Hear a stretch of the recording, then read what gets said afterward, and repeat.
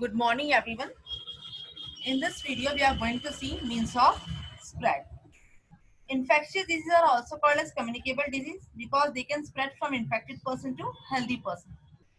The means of spread of these diseases are different for different pathogen. एक disease कैसे फैलती है एक person से दूसरे person में, जो उनके ways हैं या जो उनके means है वो अलग अलग होते हैं, अलग अलग पैथोजन के लिए अलग अलग. So let us see the first one. पहला है direct transmission. The disease causing microbes are transmitted from infected person to healthy person directly in the following ways.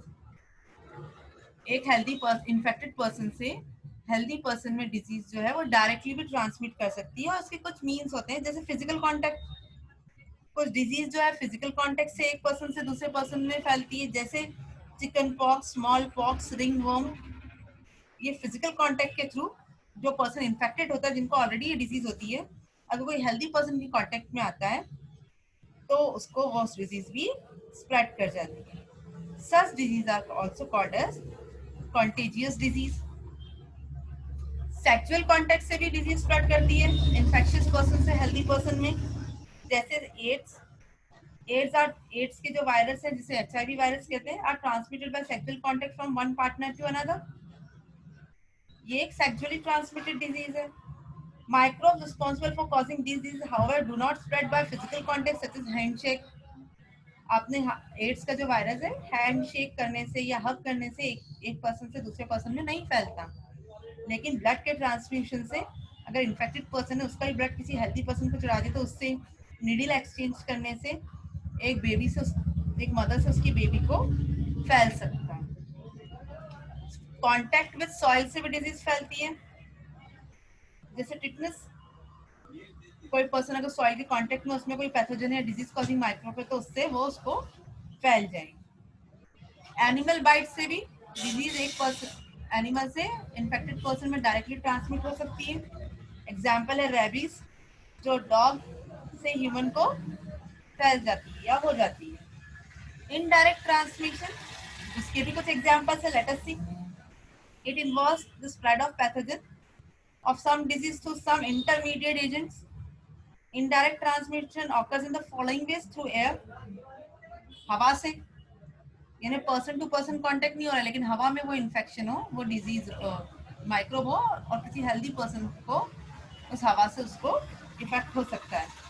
Infectious microbe that causes common cold, tuberculosis, pneumonia can spread from air to infected person. The infected person throws out the little drops. जब वो छींकता है खांसता है तो उसके नाक या मुंह से ड्रॉप्स निकलते हैं.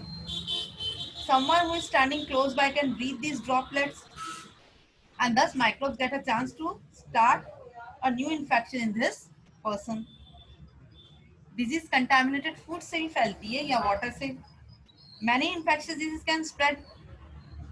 For example, cholera causing microbes enters new host through water. They drink and causes healthy person वो वाटर ड्रिंक कर देगा और उसको ये डिजीज फैल जाएगी. Other water borne disease are amoebic dysentery, hepatitis B etcetera. अगर देखें तो डिजीज वेक्टर के थ्रू भी फैलती है. Many animals living with such carrier infection agent from infected person to the potential host.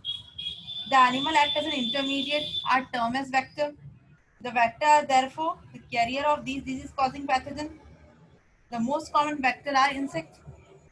किसी healthy person से infected person से कोई animal या कोई microbe जब disease लेके दूसरे healthy person को infect करता है तो जो microbe या जो organism वो disease के microbes लेके किसी healthy person की तरफ जाते हैं उसे vector कहते हैं और जिसको infect कर रहा है उसे host कहा जाता है.